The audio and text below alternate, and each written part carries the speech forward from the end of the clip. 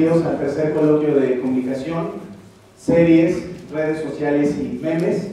Estamos empezando, estamos muy contentos de que estén todos ustedes aquí con nosotros, estudiantes de la universidad, estudiantes de la Universidad Autónoma del Estado de Hidalgo y de la Universidad del Fútbol. Bienvenidos todos ustedes. Este es nuestro tercer coloquio, es el tercer coloquio que organizamos de manera anual. Y bueno, pues voy a darle la palabra al licenciado Juan Carlos Gómez, nuestro vicerrector, va a darnos unas pequeñas palabras.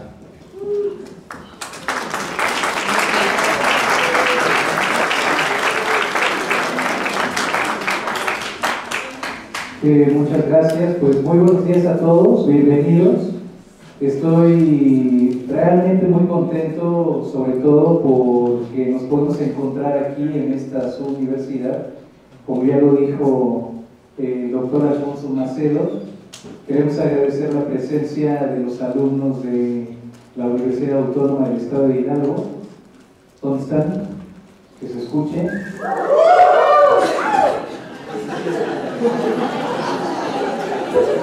Bien, que vienen con porra y muy animados. También agradecerle la presencia de los alumnos de la Universidad del Fútbol.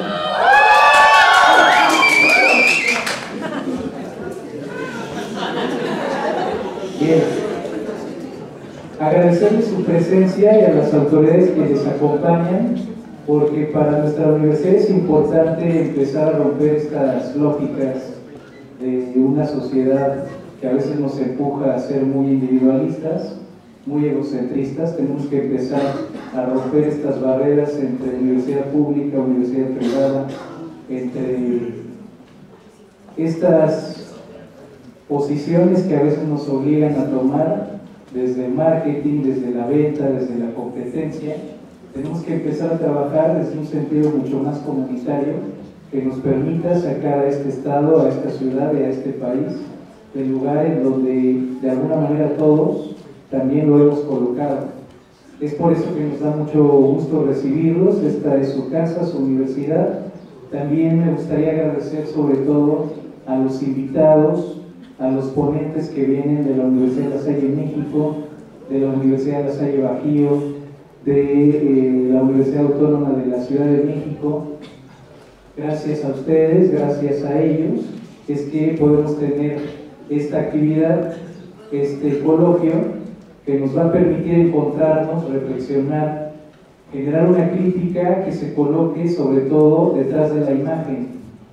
Yo encuentro como hilo conductor de este coloquio de series, redes sociales y memes, esto que ha llamado Gilles Lipovetsky, que vivimos en pues la época de la pantalla global, en donde gracias a diferentes dispositivos la realidad se va certificando a través de la imagen.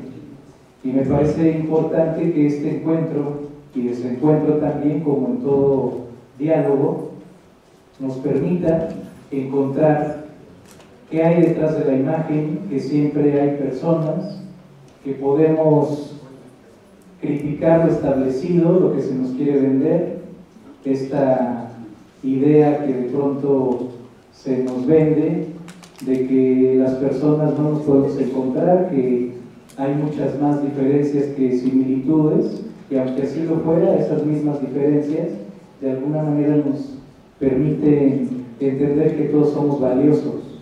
Ojalá que el encuentro nos permita reflexionar, dialogar, hacer una crítica, encontrar fundamentos académicos, que es también nuestra responsabilidad, para que de alguna forma empecemos a transformar esta realidad. Pongo un ejemplo muy breve y con esto cerraría mi intervención. Hemos visto en los últimos días, a través de redes sociales, a través de memes e incluso seguramente un poco más adelante a través de series, esto que ha estado ocurriendo con los migrantes hondureños que están tratando de transitar por nuestro país. De pronto se nos vende con ciertas imágenes una criminalización del migrante. Incluso hay quien ha declarado: nosotros no estamos migrando, estamos huyendo. Estamos huyendo de una dictadura, de una violencia estructural que existe. En Honduras hay índices de violencia casi al doble de los que ocurre en México. No solamente se huye por una cuestión de encontrar una calidad de vida en términos económicos, sino estar seguros en algún sitio. Me parece importante que tratemos de encontrar el fundamento, las causas de estas situaciones y no solo apegarnos a los síntomas como muchas veces ocurre. Ojalá que este encuentro sea un mensaje que damos todos nosotros para encontrar soluciones, para encontrar una postura clara entre diferentes instituciones que nos permita respetar la dignidad de todo ser humano, independientemente de la creencia, de la orientación sexual, de la raza que cada persona tenga. Si me permiten, pues vamos a inaugurar el coloquio. Entonces les voy a pedir que se pongan de pie.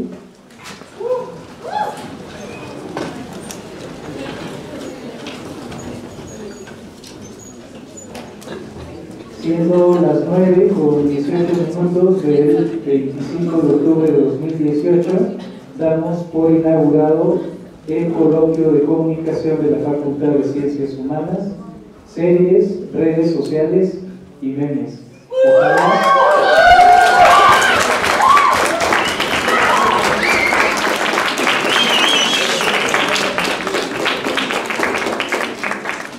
Ojalá que con este ánimo con el que iniciamos terminemos. Yo voy a venir también, trataré de estar todo el tiempo. Vendré a la clausura para cerciorarme de esto. Quiero agradecer de manera muy puntual a los alumnos del quinto semestre de comunicación.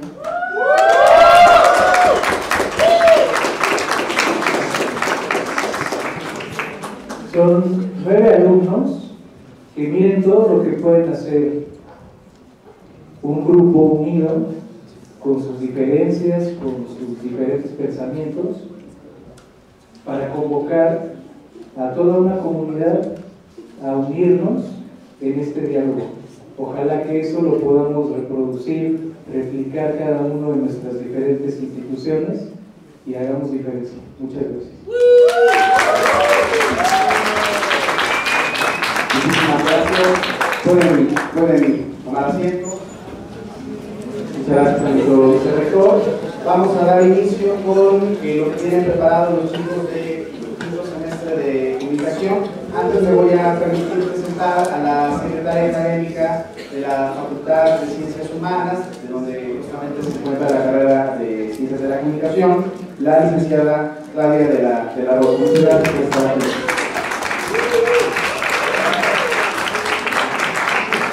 Agradezco también a la maestra Lourdes Vera, que se encuentra aquí con nosotros, profesora de la maestra Alina Peliche, también.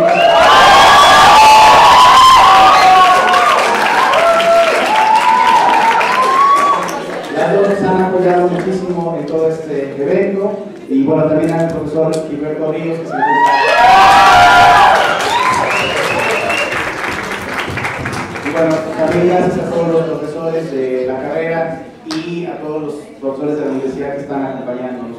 Presento rápidamente también a nuestros investigadores, los invitados especiales de este coloquio, la doctora Claudia Benazzi, que va a dar nuestra conferencia magistral.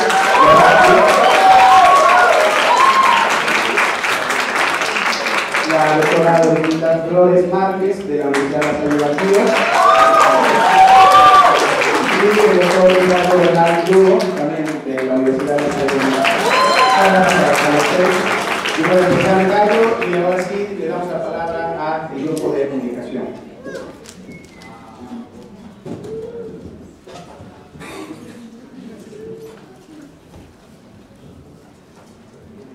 Ay, qué bonito de persona. No, en serio, muchísimas gracias por haber venido. Nosotros estuvimos preparando esto por mucho tiempo. Y de verdad sí da gusto que todas las cosas que pusimos dio mucho fruto.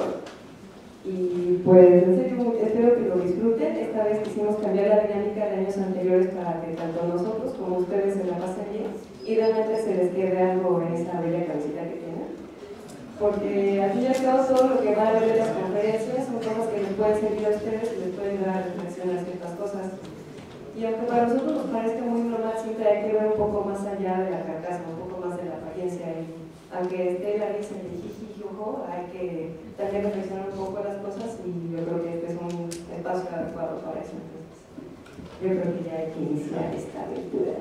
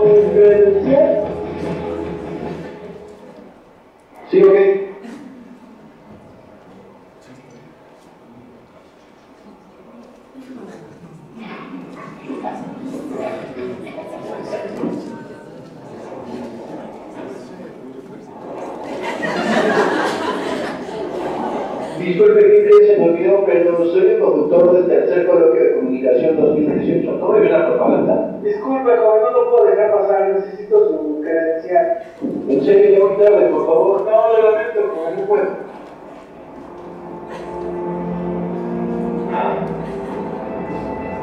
No sé, es mi culpa. Debía haberme levantado más temprano. Pero soy el conductor estrella, por Dios, debió haberme dejado pasar. Mucho no matarme. Ya se encontró.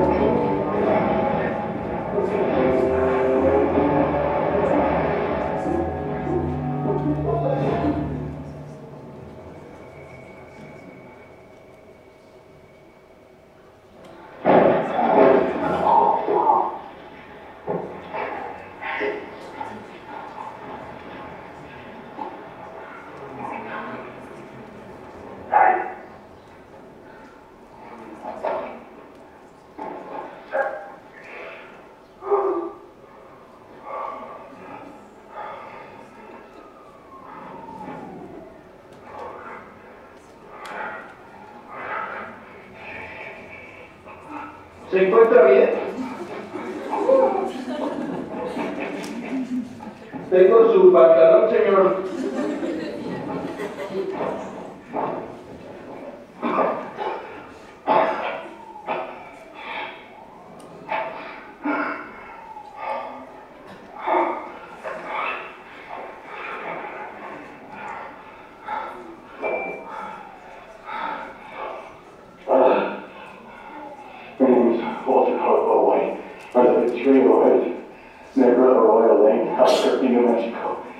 ¿Es usted influencer?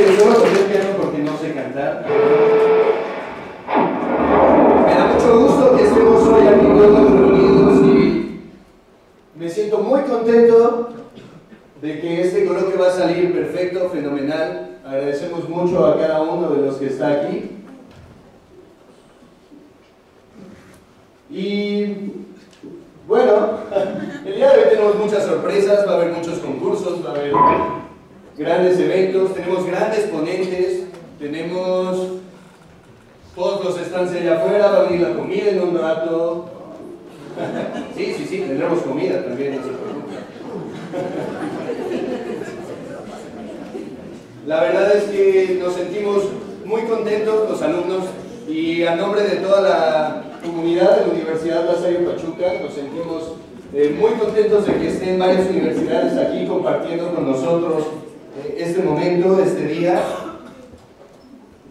Creo que tuvimos algunas dificultades técnicas, pero ahorita lo componemos, no se preocupen.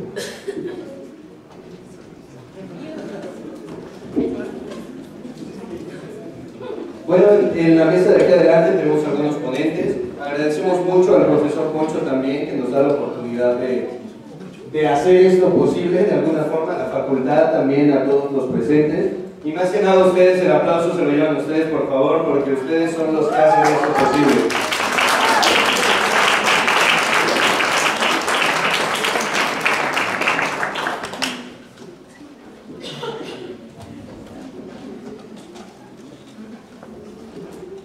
No sé qué les pareció el video, la verdad es que hay algunas cosas que siempre es grato recordar, cosas chistosas. ¿Madre? No estoy crudo, pero sí estoy algo desvelado, la verdad es que sí. Me pegó un poco eso, estuvo agitado el paso por el desierto. Fue un poco feo eso de que te saquen una pistola de alguna manera.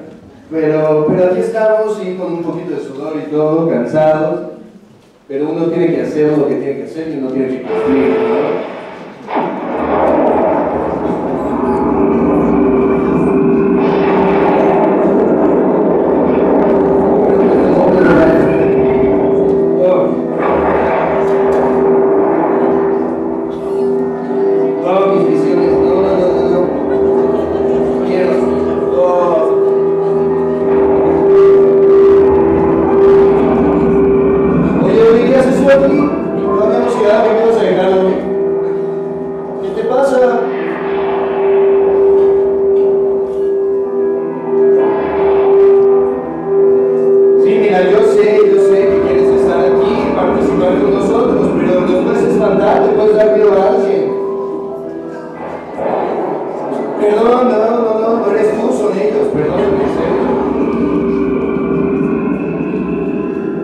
Está bien, puedes estar algunos momentos, lo prometo.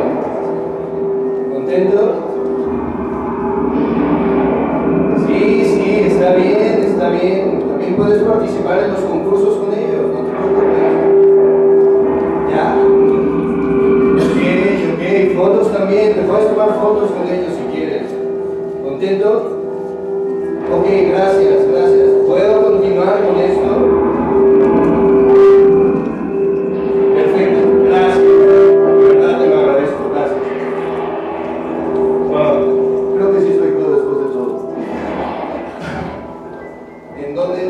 Sí. Perdón por la interrupción, pero ahora sí es momento de comenzar con este coloquio de comunicación 2018, series, memes y redes sociales. Un aplauso, por favor, muchas gracias por estar aquí.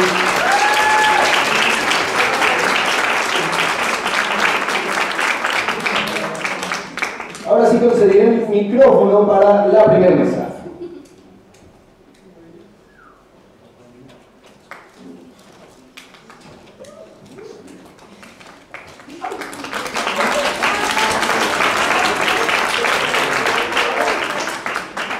Hola, ¿qué tal a todos? Bienvenidos. Tengo el honor de presentarles a ustedes a una gran amiga, una maestra excepcional.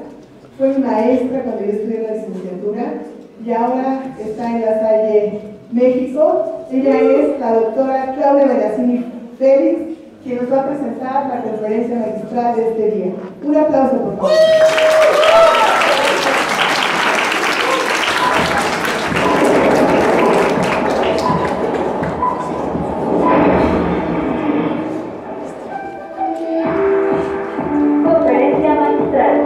La transferabilidad de las series de televisión. Presenta a Lina Benici.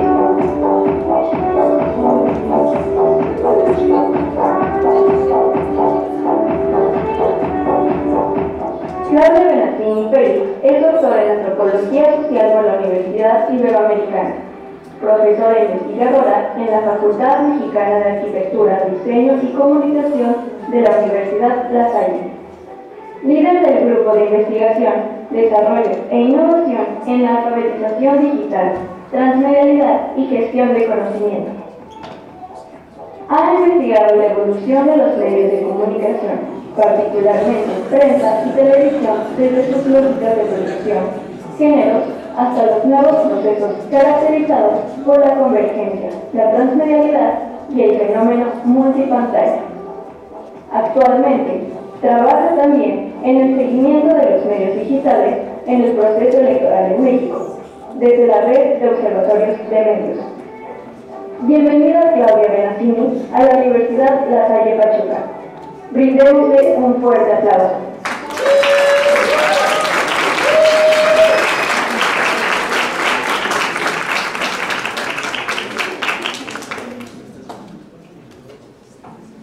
Muchas gracias por la invitación, buenos días. Espero que con esta presentación nos podamos ir apoyando en lo que vamos a platicar.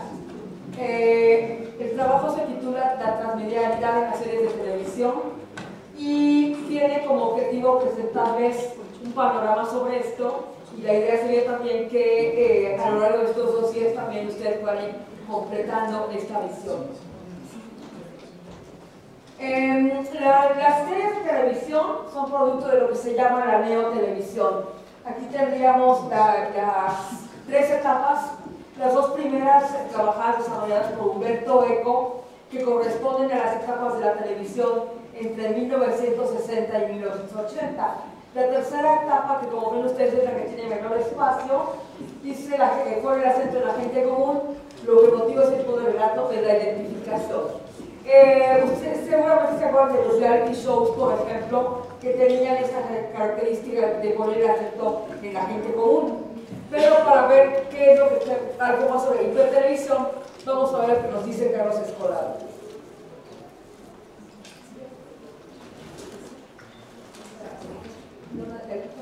Ahí está.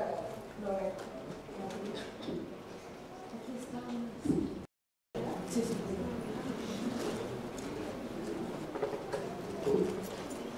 ¿Qué es la hipertelevisión? Según plantea Carlos Escolar, la hipertelevisión es propuesta como un concepto superador de la alta televisión y neotelevisión, con ciertas características tales como la multiplicidad de programas narrativos, la fragmentación de pantalla, el ritmo acelerado, la multipantalla y entre otras tales como la intertextualidad exagerada y intención narrativa. En definitiva, todas estas características resultan ser consecuencias de experiencias de consumo hipertextual, como la navegación en internet, los videojuegos o el trabajo multitask. Bueno, no sé si este video argentino se entendió, pero la idea sería que, bueno, si quedó claro que es la hipertelevisión, que tendría que ver en este caso con la producción de ciertos contenidos con ciertas características dirigidas a usuarios cada vez más fragmentados que utilizan diversas pantallas para poder comunicarse con o para poder recibir esos contenidos. Y veríamos entonces 2 definiciones de transmedialidad que están aquí. La diferencia entre estas 2 definiciones tiene que ver con que la primera hace el énfasis en la producción. La transmedialidad como estrategia de los productores mediáticos para poder desarrollar contenidos distintos en distintas plataformas. El caso más ilustrativo de esto es la serie Lost, que ha sido muy estudiada por eso, en donde una parte de la narración se encontraba en la serie que semanalmente se transmitía por televisión, pero la otra parte tenía que ver con videojuegos, con avances de capítulos en YouTube, por lo que se llaman los webisodios que se transmiten por internet y más recientemente por los webisodios. Esa sería la primera parte. Y la segunda parte tiene que ver también con las estrategias de los usuarios para poder dar cuenta de los contenidos de su preferencia, poderlos desarrollar, poder seguirlos con detenimiento y poder aportar a las agrupaciones al respecto. Vamos a centrarnos en esta segunda parte de la transmedialidad, es decir, qué papel tienen los usuarios en la generación de contenidos de tal manera que lo puedan hacer exitoso y que además pueden contribuir a ampliar este contenido en términos transmediáticos. ¿La que sigue? ¿Cuáles son los retos entonces? El primero, la dispersión en un entorno mediático que es cada vez más fragmentado. ¿Qué quiere decir esto? Que la oferta televisiva es cada vez más extensa, cada vez más amplia y cada vez es mayor el público, pero cada vez más concentrado en cierto tipo de contenidos.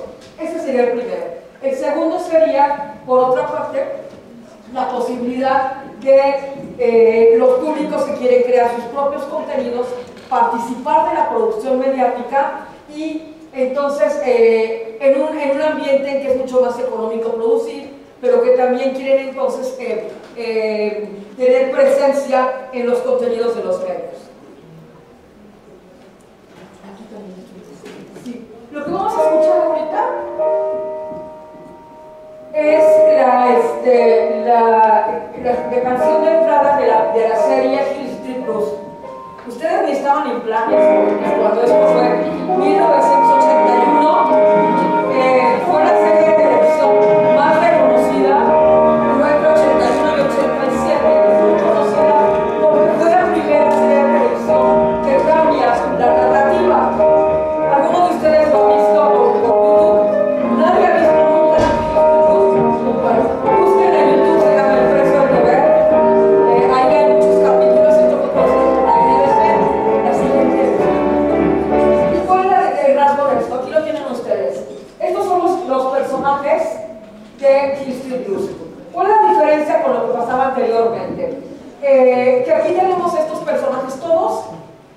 son personajes principales.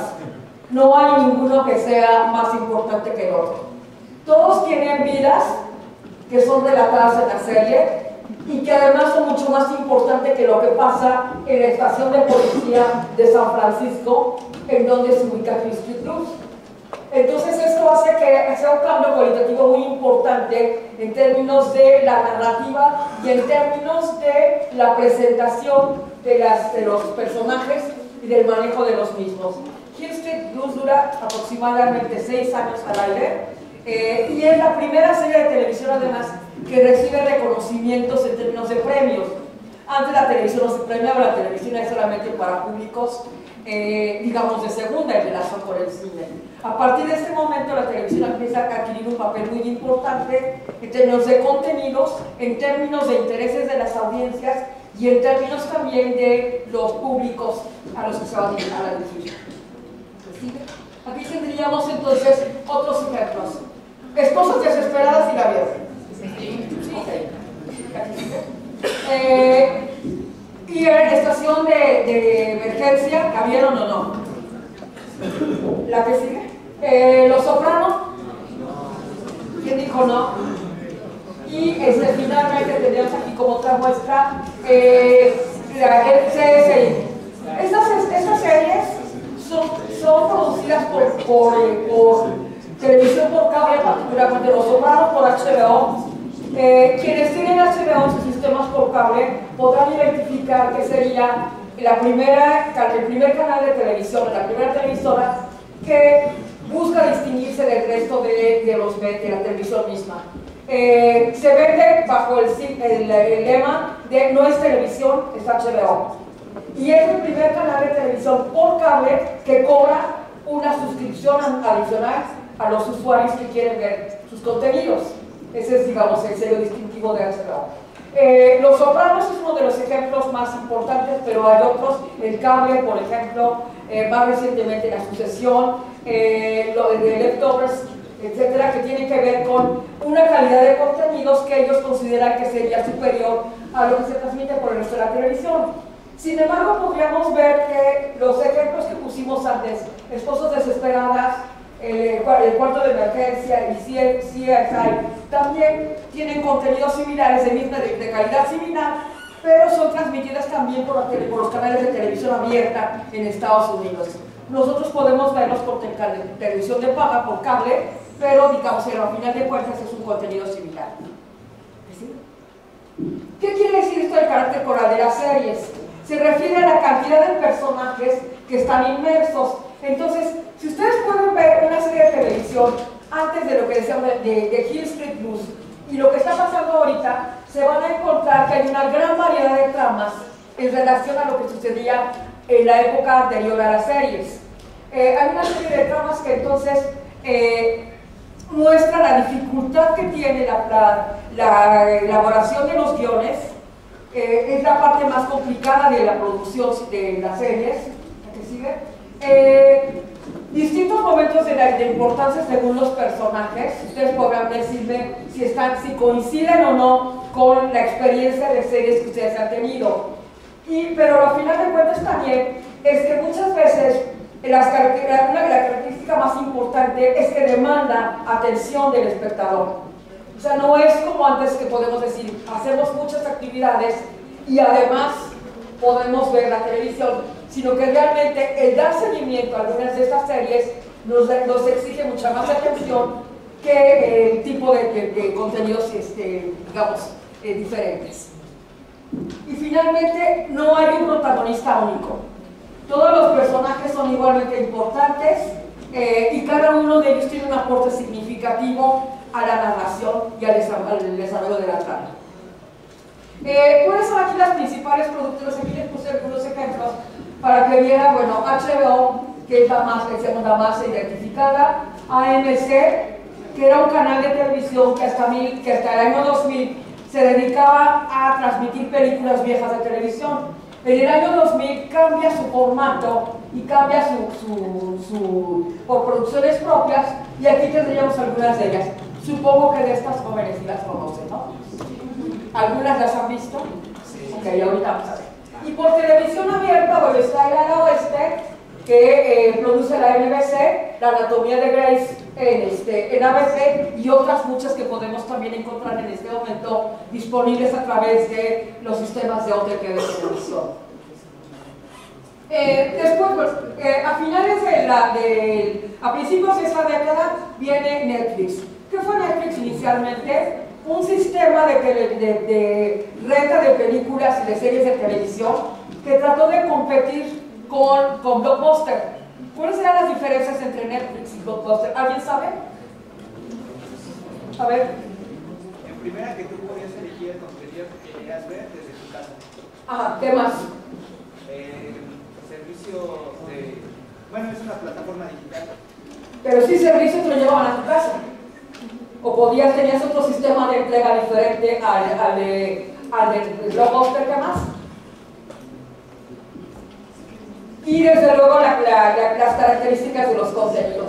¿Qué es lo que hace Netflix en el siguiente momento? Incursionar en un modelo de negocio distinto, que sería lo que es la innovación en este momento. La posibilidad de que entonces a través de distintas plataformas de multipantalla podamos recibir los contenidos de las series de Netflix en el momento en el que nosotros necesitamos y demás. No sé si alguno les voy a pedir que levante la mano durante clase, a lo mejor han visto utilizado su teléfono para ver alguna serie. ¿Nadie? Ok, nadie. Pero bueno, pues tendremos esta posibilidad de ver entonces la televisión en el momento en el que queramos y a la hora que queramos. Podemos disponer de la serie completa o podemos verla por capítulos dosificados, cada quien como queramos. Aquí tenemos algunos ejemplos: House of Cards como la primera, Orange is the New Black, Las 13 razones, Club de Cuervos y Las chicas del cable. Estas dos últimas nos muestran también los acuerdos a los que ha llegado Netflix con otros países para poder producir localmente. Club de Cuervos y más recientemente La Casa de las Flores en México fueron las producciones que son más identificadas. Las chicas del cable en España. Pero si algunos de ustedes han tenido el interés, curiosidad y demás de explorar otras cosas, podrán ver que Netflix está ahorita introduciendo en su catálogo series de manufactura japonesa, coreana, turca, argentina, chilena. ¿Algunos de ustedes han visto esto? Sí. A ver, ¿qué? A ver, ¿qué? Por ejemplo, la serie Dark, que es alemana. Por ejemplo, tendríamos también ERA, que retrasa el mundo de la moda en Argentina, sobre moda en Japón también hay más recientemente, y una serie de televisión turca que es muy interesante. Entonces, tendríamos nada más que animarnos a explorar el catálogo de Netflix más allá de las series que estamos acostumbrados a ver. Hasta ahorita nosotros lo que vemos es lo que se produce tanto como serie, como tal, la definieron en Estados Unidos y lo que puede llegarnos a nosotros en esas características. Pero hay mucho más que podemos explorar a través de Netflix. ¿Qué es lo que sucede con esto? Lo que se llama el binge watching. ¿Cuántos de ustedes se han quedado toda la noche viendo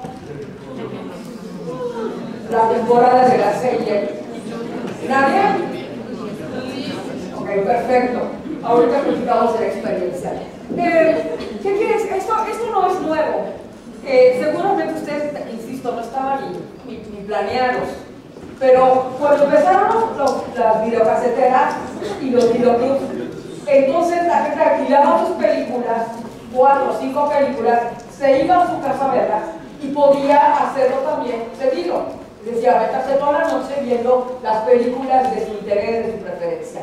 Y después cuando esto fue ya a principios de la década pasada, comenzaron a venderse las series por paquete, que eso todavía continúa en Albertsamos, por ejemplo, en algunos lugares de conveniencia. Comprábamos la serie completa y la podían ver también a través de los DVDs, con su aparato reproductor o a través de la computadora. Entonces el fenómeno no es nuevo, pero realmente aquí lo que interesa es esta cuestión que para muchos es un deterioro implica un deterioro de la salud física de las personas implica también un deterioro de la salud mental, y que bueno, no es en la finalidad, creo que lo quiero dejar únicamente planteado, porque podríamos tener únicamente una conferencia de discusión sobre el tema. Entonces, se dice que es Netflix, pero también es Amazon, que ha entrado en la competencia muy seriamente con Netflix. ¿Alguien ha visto series de Amazon? Bueno, son recomendables. Aprovechen el paquete del mes, de los 30 días y después ustedes ya decidirán si se quedan o no se quedan con Amazon. Blim, que sería la plataforma de Televisa, y claro que sería la de Telmex, que realmente han tenido muy poca presencia en términos de la competencia que establece Netflix. Quienes tienen, por ejemplo, en su teléfono con Telmex, tienen la posibilidad de recibir gratuitamente el catálogo de Claro. Pero el punto es que si ustedes quieren, hay algunas series, casualmente las que podrían ser más interesantes, para las que tienen que pagar una cantidad adicional. Entonces tenemos teléfono de Telmex, tenemos Claro, pero si queremos ver Modern Family, por ejemplo, hay que pagar una cuota adicional para poder hacerlo. Y Hulu, que permanece en Estados Unidos, no ha podido o no ha interesado entrar a otros países. Pero todos estos sistemas de televisión por internet serían en este momento, digamos, los responsables de que los españoles le llaman el atracón de series. Es decir, esta posibilidad de que podamos quedarnos horas enteras viendo estos contenidos. Vamos ahora a las aplicaciones. ¿Cuántos de ustedes tienen aplicaciones sobre series de televisión? ¿Nadie? Ahí atrás. Bueno, Netflix en el celular. Netflix en el celular, sí, pero aplicaciones en tu teléfono celular o en tu tableta para poder complementar el contenido de las series. ¿Nadie? Bueno, la primera, TV Time, si alguien la quiere descargar en este momento, nadie la conoce. TV Time es una aplicación que lo que nos permite es una mayor información sobre la serie, nos permite votar, lo cual se convierte en datos que nosotros vamos a aportar a una gran empresa, donde se traduce en Big Data para información ulterior sobre la forma en que consumimos el medio, pero también tiene que ver con las interacciones que podemos tener con los usuarios. Podemos encontrarnos espacios de opinión y grupos de discusión sobre las series de televisión. La primera de estas es TV Time. La que sigue, por favor. Esta sí la conocen IMDb. ¿Sí la conocen bien? ¿Alguien que nos puede decir ahí atrás? ¿En qué consiste? IMDb consiste en una página que da reseñas y también da como que el puntaje, o bueno, califica las series y películas que existen, y también puedes escribir una reseña de por qué te pareció buena la serie, por qué te pareció mala, y ya como recopilando todas las situaciones que se le dan a la página o a la película, ¿no? Ya se da puntaje. Hay otra página muy igual que se llama Rotten Tomatoes, que funciona así.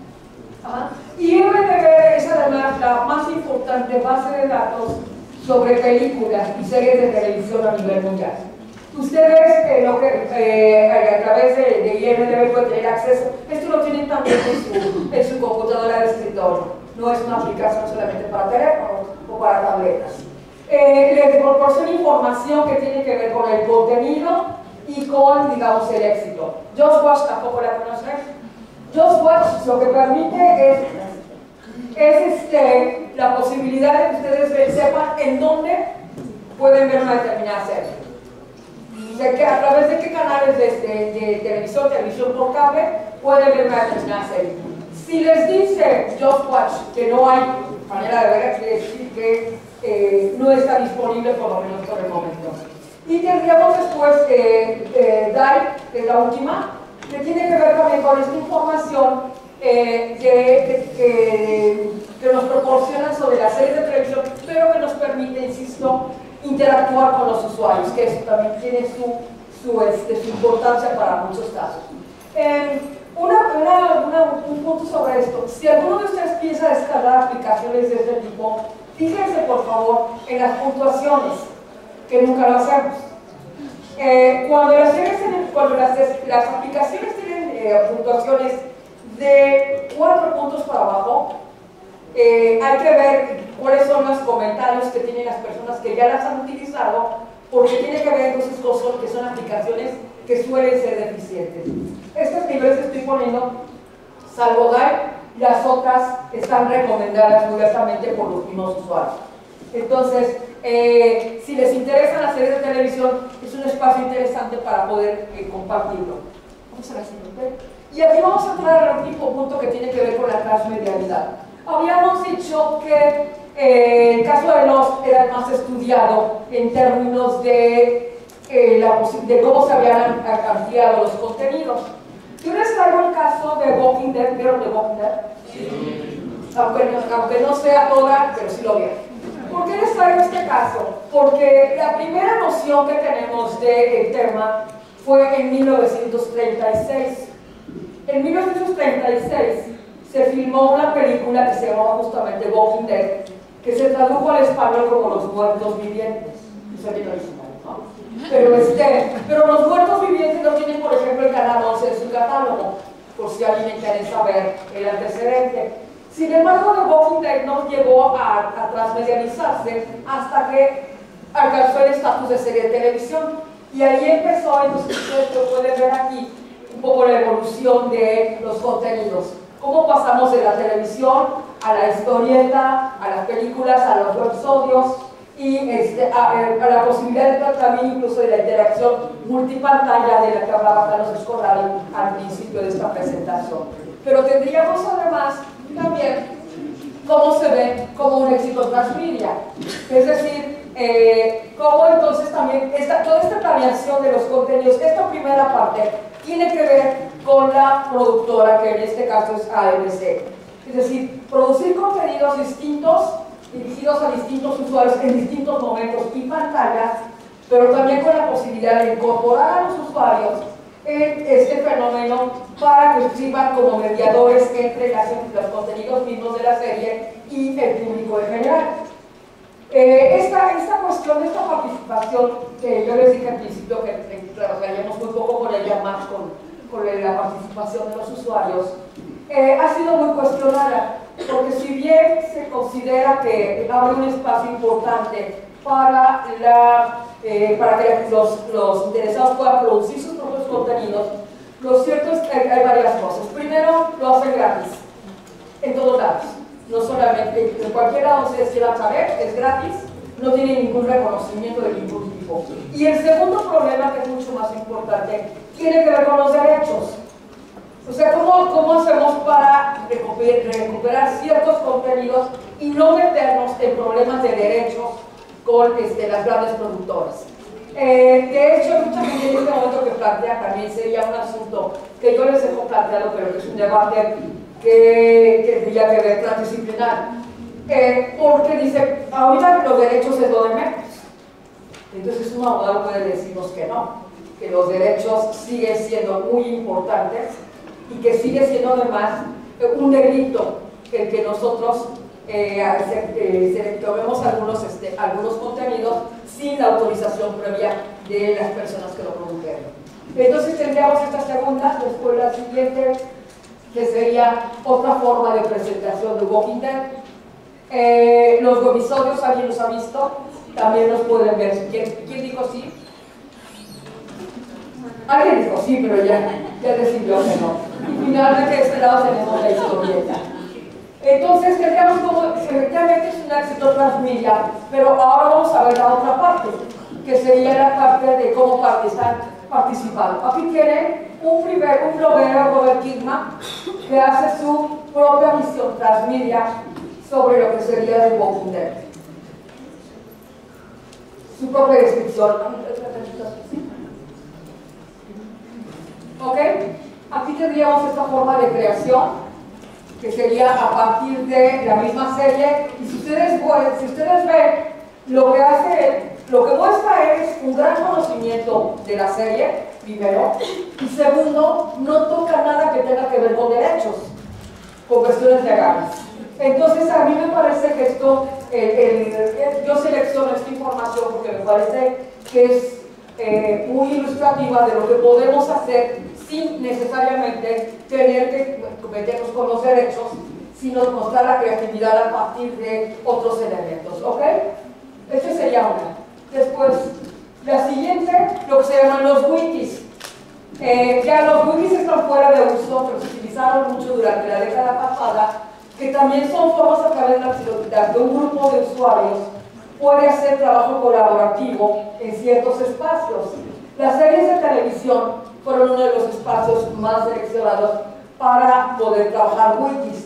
En este caso tenemos el de Walking Dead. Lo que pasa es que para hacer esta captura de pantalla no permitió ver hacia abajo qué es lo que tiene la oferta, digamos, del wiki. Otro ejemplo de esto sería el caso de Mad Men, que tienen aquí, y que si lo bajan, que si ven hasta abajo, lo que tiene, bueno, son las bebidas en Mad Men. Todo el mundo bebe alcohol desde las 11 de la mañana, entonces ahí tienen la oferta de bebidas, entre otras cosas. Y finalmente, Grey's Anatomy.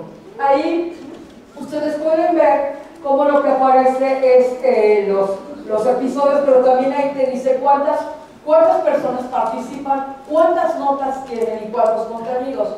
Lo que es importante es que los wikis permiten entonces este trabajo colaborativo que se traduce en un mayor contenido con respecto a las series en este caso, y que cumple con los preceptos de Henry Jenkins sobre cómo era el trabajo colaborativo y cómo se requiere el trabajo colaborativo para poder tener un resultado mucho más exitoso.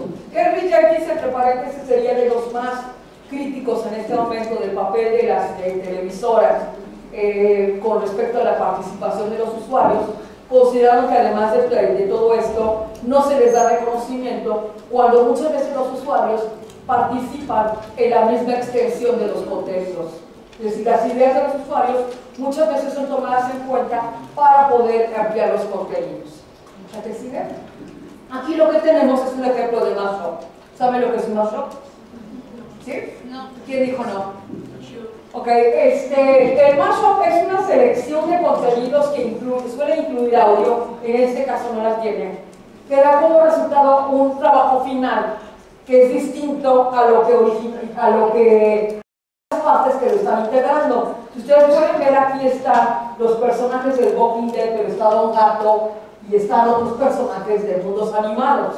Entonces el resultado es una cosa totalmente distinta y se ha utilizado sobre todo el mashup más que en series, en política, en donde los resultados del audio, las imágenes y demás han sido muy exitosos, particularmente en tiempos electorales. Tendríamos aquí otro ejemplo de mashup de Walking Dead. Me centré en Walking Dead para que fuera, digamos, lo suficientemente representativo, que es lo que estamos viendo. Entonces, como pueden ver, todos estos ejemplos son ejemplos de transmedialidad por parte de los usuarios y de los interesados en las series. ¿Ok? Entonces, el hecho de que las series nos demanden, decíamos al principio, una mayor atención, una mayor concentración en el contenido, se traduce también en estas posibilidades.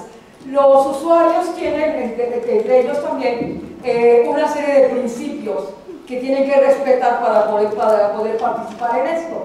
Por ejemplo, las leyes sobre el contenido. No se puede modificar el contenido inicial. Esta es la trama y sobre esta trama entonces podemos trabajar y podemos desarrollar contenidos. ¿Qué quiere decir esto? Que tenemos que conocerla y no simplemente dar por hecho que la conocemos. ¿Ok? Y finalmente entonces llegamos al punto que también es de Walking Dead y sobre el que ustedes van a ver muchos casos, sobre todo el día de mañana, que ya sería la producción de memes.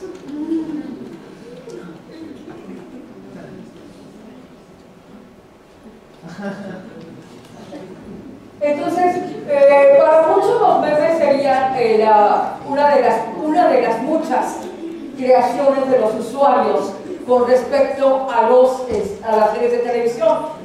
Sin embargo, en este caso, estamos dando un lugar muy importante en términos de cómo una creación de los usuarios. El tema que vamos a ver aquí, si ustedes buscan esto, lo van a encontrar en italiano, lo van a encontrar en alemán, lo van a encontrar en inglés, en francés. Que los memes tienen un lenguaje universal sobre el que ustedes van a hablar el día de mañana. Lo vamos a escuchar con mucha atención. ¿Ok? Entonces, esto sería en suma la transmedialidad. Una estrategia que permite que los usuarios extiendan, pero que los productores de medios extiendan el contenido de las series a través de distintas plataformas, no solamente la televisión, sino que vayan en el videojuego, YouTube, los capítulos exclusivos para internet, los capítulos exclusivos para teléfonos celulares que se llaman movisodios, y que entonces el interesado en las series tendrá que seguir estos contenidos de distintas maneras. La cuestión también sería que la segunda, la posibilidad de los usuarios de participar en estos contenidos. Una aportación adicional de los usuarios es que reconocen también los estudiosos de estos temas que realmente el recorrido que suelen hacer los usuarios nunca es el mismo. Es decir, si yo les pidiera ahorita que hiciéramos un ejercicio entre todos de recorrer el mundo del Walking Dead a partir de lo que hemos visto y de lo que ustedes conocen e identifican dentro del Walking Dead, seguramente tendríamos no un resultado único, sino muchos. Y entonces esas posibilidades de recorrer los mundos de las series las proporciona justamente el trabajo de los usuarios con sus contenidos, con sus opiniones, con sus materiales, a través de wikis, de blogs, de aplicaciones incluso, ¿sí? Entonces tendríamos estas opciones. ¿Qué es lo que sigue? Yo colecciono búhos desde hace muchos años. Los búhos tienen distintas connotaciones. Para muchos el búho, sin embargo, es el símbolo de la sabiduría y de la suerte. Yo les deseo muchísima suerte en este encuentro que vamos a estar. Y cualquier pregunta, porque yo ahorita si ustedes no me preguntan, yo sí les voy a preguntar a ustedes. Entonces, pues muchísimas gracias. Y quiero que terminemos con las citas de todas las imágenes, porque todo esto tuvo su recorrido y todo esto también tiene que ser debidamente citado, ¿sí? Y al final tendríamos la biografía. ¿Ok? Entonces, cualquier cosa la podemos platicar en este momento. Gracias.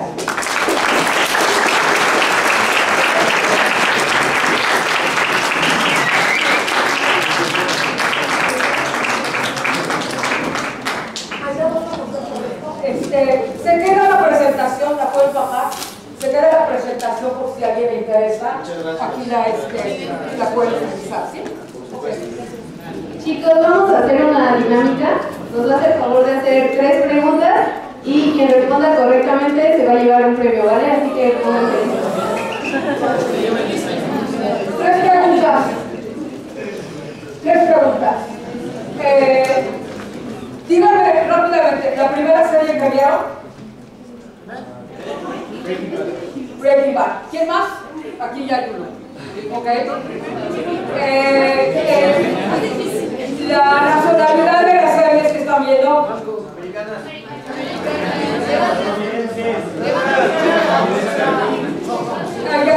Se cancelan por el rol de la conductora, que no supo decir ordenadamente. La primera entonces fue Breaking Bad. La segunda, ¿qué posibles mundos se pueden construir, por ejemplo, a través de una serie? 3 mundos. El real, el imaginario y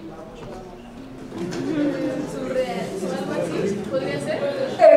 El real y el imaginario, sí, otro más. ¿Alguien? ¿Sí? Ya el imaginario de ficción no necesariamente. Podría ser, pero ahí nos deteníamos en la discusión de qué es imaginario y qué es ficción. Y ahí tendríamos Pero a ver, ¿algo más? Si no nos quedamos con... ¿El animado? ¿No? El animado... A ver. Por aquí hay otra, a ver. Real imaginario paralelo, sí, ok. Y finalmente, 3 formas, 3 medios, 3 plataformas a través de las cuales podemos extender el mundo de las series. Allá. Plataformas podrían ser YouTube, Netflix o plataforma puede ser, ¿qué espacios utilizas para extender un mundo de las series? Redes sociales, televisión y Ok, a ver, ¿alguien más? A ver, fuerte, ¿sí? Just Watch, IMDb, ¿sí? Y la otra no. A ver, ¿alguien más? Netflix, Hulu, IMDb y me habían dicho de Rotten Tomatoes que da la puntuación. A ver, ¿quién más? A ver, ¿acá?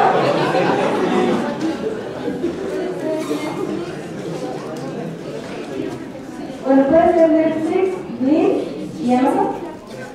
Nada más que los ejemplos que ustedes están poniendo se hacen competencia entre sí. Entonces, a ver, hay otras. Plataformas digitales, redes sociales, móviles y web. Por ejemplo, puede ser videojuegos, puede ser historietas, puede ser a través de blogs, puede ser de otras formas. ¿Ya se nos fueron las tres premios? Una más. A ver, una más.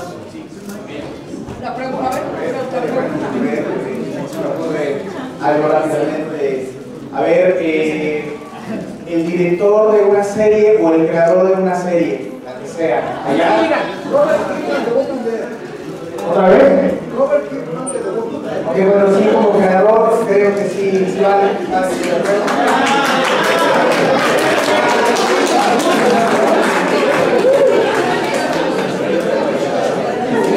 Bien, preguntamos.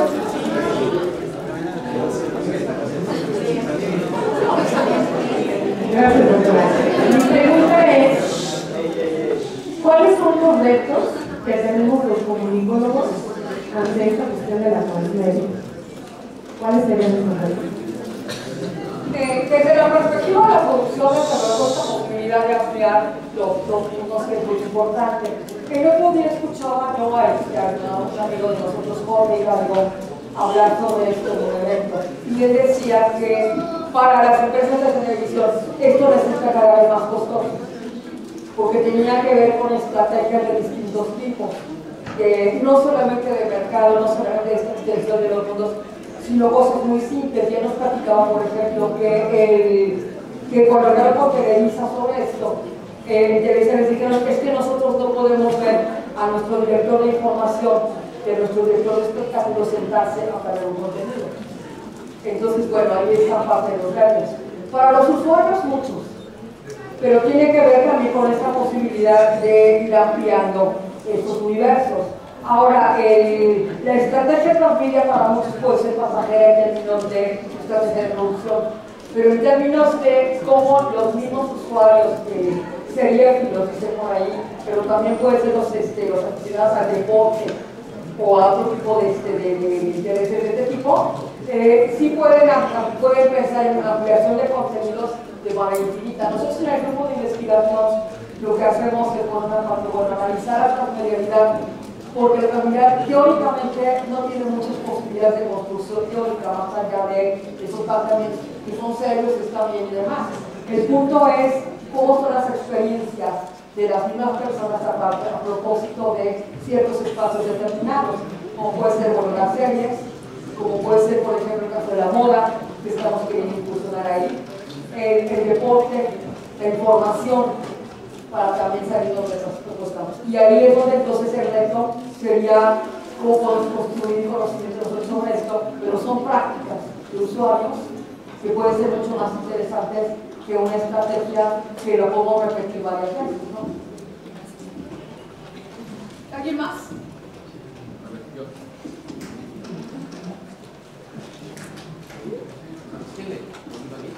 Sí, claro.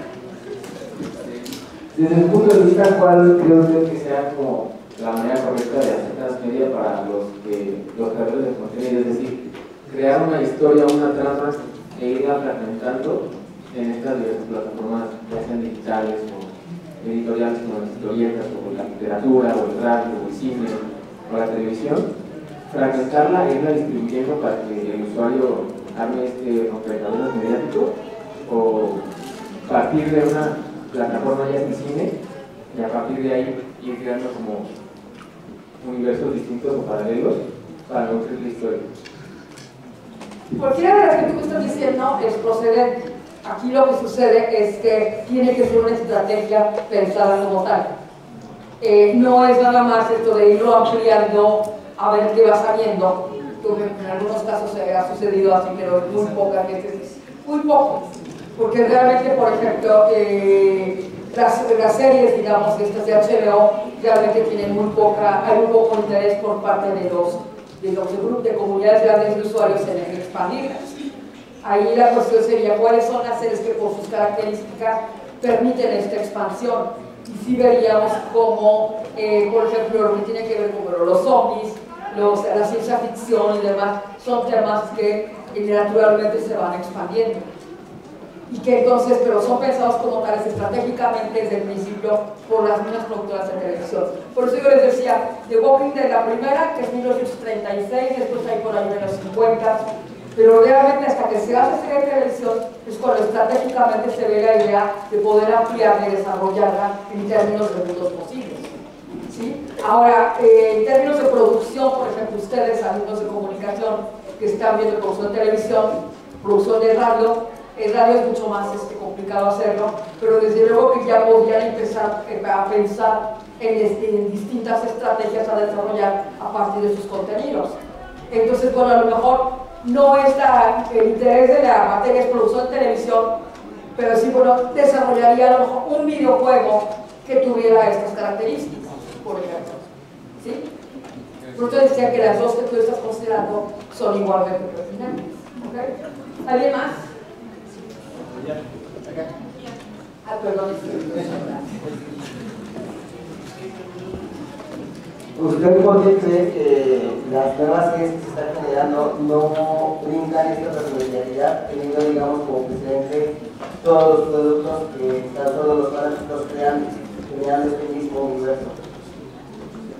Porque tiene que ver con un perfil de fanáticos. Al final, pues, ¿quiénes son los que tienen la posibilidad de la creatividad, los elementos y las competencias para poder hacer? Ustedes jóvenes. O sea, yo no me veo a mí misma aquí sentada pensando en un videojuego sobre la serie que estoy viendo. ¿Pero ustedes sí? Porque ustedes tienen la experiencia. No les pregunté, pero ¿cuántos de ustedes? Ninguno puede decir que nunca ha jugado un videojuego. Por ejemplo. Entonces, ¿qué es lo que te da finalmente el contacto con la imagen y con la pantalla? El conocimiento de los negocios y el ritmo. Que eso es muy difícil. O sea, nosotros empezamos a jugar videojuegos, híjole, no les dio mal. Sí, claro. Pero realmente ya los videojuegos están muy encaminados cuando nosotros empezamos a jugar, en el mejor de los casos. Ustedes tienen mucha experiencia en esto, también entonces en cómo puedes mover a los personajes de un mundo a otro. Así empezó Mario Bros, ¿no? Mario Bros cambiaba de un mundo a otro, eso lo aprendí con de un mundo a otro, y entonces que tenía que ver con cómo son los mundos posibles que te va construyendo Mario. Y entonces eso lo llevas a otras, en este caso a las series de televisión. ¿Sí? Ok, ¿quién más? Bueno, pues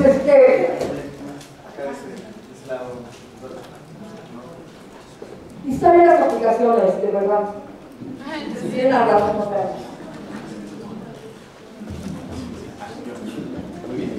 Bueno, yo en mi caso hay una clase que imparto en la licenciatura, se llama Teoría de la Simplificación. Entonces, bueno, el trabajo final que les dejo a los alumnos es sobre el concepto de intertextualidad, ¿no? Que desde luego se aplica muchísimo a las series. Vimos la presentación también de los chicos de quinto de comunicación, que dirigió Sebastián, y todo el tiempo estamos hablando de lo intertextual, ¿no? Usted también acá citaba. Y en ese sentido, bueno, yo pienso justamente que por un lado, como estudiantes de la licenciatura, todos los que están aquí, bueno, pues justamente pienso que tendrían que acercarse a esta teoría de la transmedialidad y todas las que han derivado, justamente para analizar estos contenidos, ¿no? Lo cual, desde luego, tendría que ir más allá del propósito comercial, es decir, más allá de que, por ejemplo, los videojuegos no tengan que ver con una estrategia de marketing que conecta con una serie tan exitosa como The Walking Dead, pues bueno, a ellos les correspondería también como analizarlo, quizá desde ciertos conceptos lingüísticos, ¿no? Todo esto que usted está proponiendo, que nos parece muy pertinente. Y por el otro lado, lo que usted también ha estado como trabajando y que ahora lo hemos estado viendo, es, digamos, la presencia del usuario, o sea, cómo el receptor, los usuarios dejaron de ser pasivos, ¿no? Que estaban esperando únicamente lo que, por ejemplo, Televisa les ponía, y de momento nos encontramos con que pueden intervenir, que incluso pueden apropiarse de estas imágenes y que pueden hacer que interactúen, ¿no? Por ejemplo, el logo, el símbolo este de Versus, que usted mostró de este meme donde están los de Escuadrón Suicida y The Walking Dead, es de Street Fighter, por ejemplo, ¿no? O sea, de un videojuego. Entonces hay una especie de diálogo entre todos estos elementos y que, bueno, a nosotros nos corresponde identificarlos y nos corresponde desde luego analizarlos dentro de todos estos fenómenos, ¿no? Porque finalmente ya todo esto ya pertenece a los receptores, ¿no? ¿Cierto? Sí. Bueno, yo dignificación también y me gusta muchísimo. Ah, sí. Sí, es una de mis materias. Ah, qué bien. Pero bueno, sí, comercial. Lo que pasa es que legalmente se permite utilizar ciertos fragmentos con cierta duración. Es lo que se llama las crestomatías en el lenguaje de televisión. La posibilidad de que yo pueda seleccionar ciertos momentos de cierta duración que me permite, digamos, sin incurrir en un delito. Ahora, la intertextualidad viene de la literatura. Entonces, ¿qué es la posibilidad de analizar un texto a partir de otros? Entonces, a ver, el ejemplo más reciente de esto lo tenemos en Nace una estrella. ¿Quién es la actriz de Nace una estrella? ¿Quién? Lady Gaga, ¿ok? Entonces, a través de Lady Gaga, analizamos el trabajo, quién fue la primera, Barbra Streisand. Entonces, muchas veces vamos a evaluar el trabajo de Lady Gaga, ustedes no, porque ustedes nada más vieron la primera. Pero quienes vimos la primera y la segunda, entonces la segunda siempre nos va a remitir a esa primera parte. Que eso, digamos, es esta relación de intertextualidad que se construye a partir de los medios y que sin duda es un método muy importante para hacer análisis de estos contenidos. Es decir, la metodología para hacer análisis transtextual, pero transmediático, no hay muchísimas opciones. Una de ellas es justamente la intertextualidad. ¿Ok? ¿Quién más? Ya bajaste la aplicación. Ya la bajaste.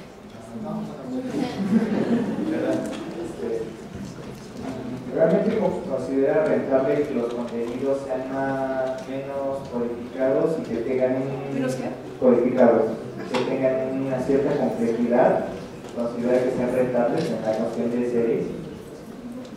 Se consideraría que es una de las características en este momento de las series, justamente que los personajes sean complejos.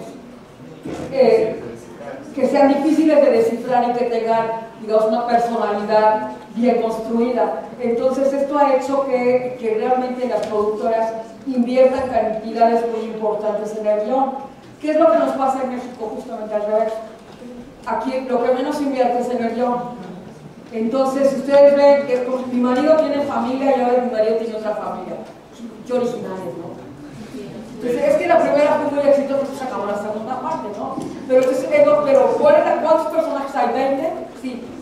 Pero ¿cuál complejidad tienen esos personajes? Son personajes unilineales. Ahí el punto es cómo construyes un personaje. Es un equipo de personas que además cobran muchísimo dinero porque sería, digamos, el eje de la producción. Desde luego la producción es importantísima. Uno ve, por ejemplo, la anatomía de Grey, uno dice, bueno, esto de estar sacando intestinos y cómo produce todo esto, ¿no? Pero realmente el punto sería la complejidad de estos personajes. Es lo que distingue, insisto, si ustedes ven en un ejercicio comparativo una serie policíaca antes de Clean Circus y ven esta y ven otras, van a ver que sí hay una diferencia muy importante. porque es la primera vez que, por ejemplo, el jefe de policía, que sí, tiene problemas con su equipo, con el crimen en San Francisco y qué sé yo, pero se está divorciando. Y entonces la relación familiar ocupa un eje muy importante dentro de la serie. Entonces ahí es donde la cuestión de la complejidad tiene que ver con la forma también en la que interactuamos con los personajes. O sea, no son policías de tiempo completo en la pantalla, sino que realmente también tienen una vida diferente, ¿no? Ese sería el punto. La investigación es muy importante para eso. Para poder construir personajes, realmente las materias de metodología de investigación tendrían que ayudar. Quería preguntarle cuál es su serie favorita. Uy, no tengo, el problema es que no tengo. ¿Un top 5? ¿Top 5? Me gusta mucho Sucesión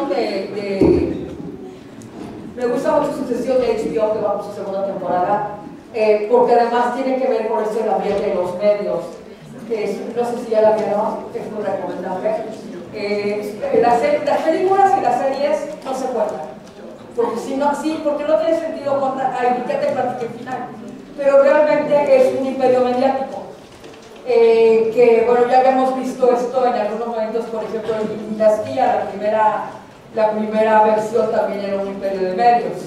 En este caso, pero entonces cómo se desarrolla y cómo tiene que ver, cómo van buscando comprar y ampliar ese imperio mediático, es interesante, junto con la trama de los personajes, ¿no? No les voy a decir. Esa sería una de las 5, desde luego. ¿Okay? Y a las otras 4 las guardamos, ¿no? ¿Quién más?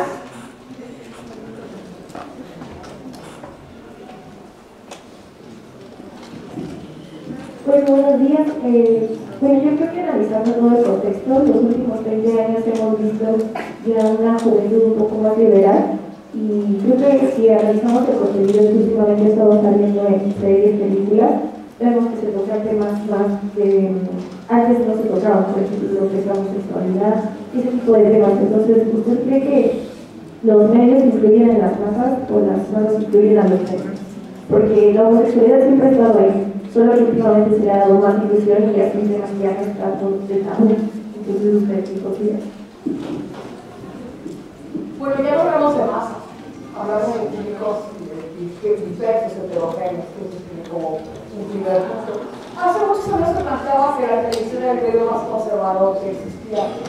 Y se trataba de esto porque tenía que ver con que, a diferencia de la radio, nunca había participado directamente en movimientos de activismo político, por ejemplo. Pues si lo vemos en Estados Unidos sucede lo mismo. Pero realmente cuando la televisión empieza a incursionar a través de la ficción en ese tipo de temas, se vuelve que está muy revolucionario, porque entonces empieza para algunos lo que es la competencia con el cine. A mí no me gusta hablar de competencia con el cine, porque me parece que son distintos, y esto de que es mejor el cine o la televisión, pues no. Pero realmente la posibilidad de incursionar en estos temas es lo que propició una parte de esta dispersión de audiencias más concentradas en distintos asuntos, pero que al final de cuentas tiene que ver con estos tratamientos temáticos que no dejan de ser interesantes. 13 razones, por ejemplo, que es muy controvertida, mucha gente no me gustó, pero que está incursionando en el suicidio juvenil de una manera, desde luego, tiene que ver con un asunto que ahorita toca fundamentalmente a la sociedad. Entonces, y las razones que argumenta la protagonista en la primera parte de la serie, la segunda tiene otro tratamiento, tienen también que ver con asuntos que directamente que tienen que ver con ustedes como jóvenes. Entonces ahí tendríamos como, digamos, un tema que es muy actual, que no se discute abiertamente, pero que ahí está, y que preocupa desde hace mucho tiempo a las autoridades y a las familias, desde luego, ¿no? ¿Okay?